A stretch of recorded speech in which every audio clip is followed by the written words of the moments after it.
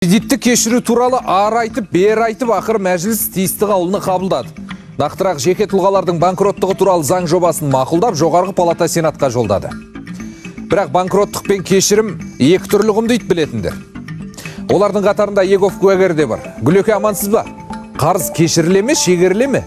Оған кімдер ілігеді? Кеш жарғарыптес, қаржы ұйымдарының алдында шамамен 1 миллионға жуық азаматтың берешегі бар. Мемлекет дәл осы санаттағы азаматтардың қарызын өтеу үшін бірқатар жеңілдіктер бермек. Толығырақ санаулы секундтан соң түсіндіремін.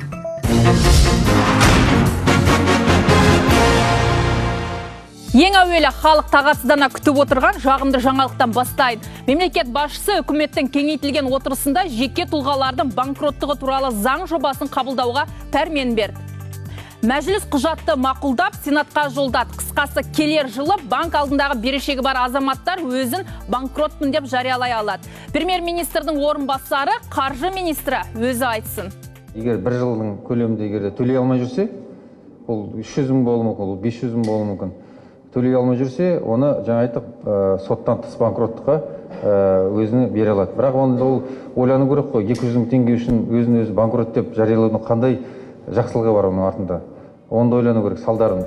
Еролан Жамабаевтың айтуынша, банкроттық рақымшылық емес, азаматтардың төлем қабілетін қалпына келтірудің тетігі дейді ол.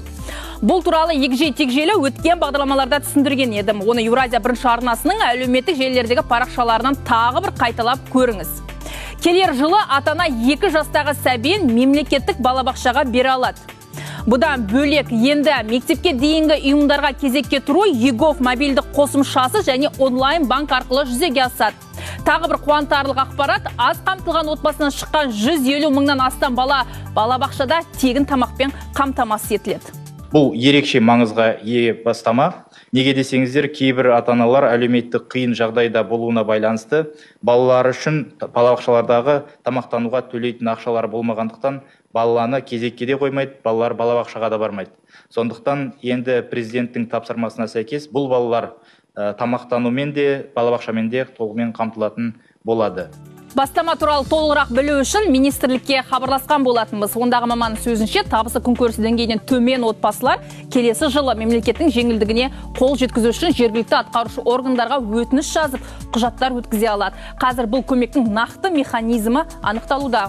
Егерде ата-ана жергілікті атқарушы органға баланың тамағының шығысын өтеу жөнінде өтініш білдіретін болса, жергілікті атқарушы органдар жергілікті бюджет есебінен осы ата-ананың төлемақысын бір бөлігін толығымен немесе ішінара өтей алады.